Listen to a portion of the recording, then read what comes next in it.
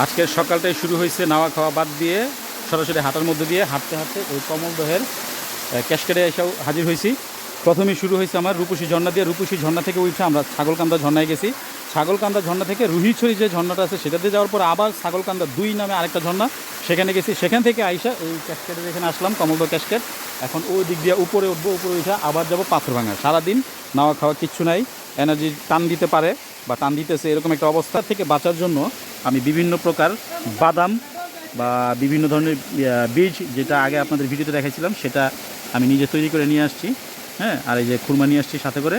এগুলো খালি ইনস্ট্যান্ট আমি কিছুটা এনার্জি পাবো। তো এই ক্ষেত্রে আমার যেটা হয়েছে, এই বাদামগুলো অনেকে অনলাইনে বিক্রি করে 1300, 1500, 1400 টাকা 1 কেজির দাম।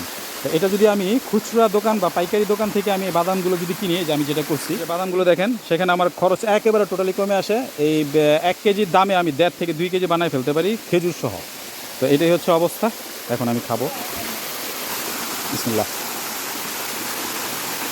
একটু খেজুর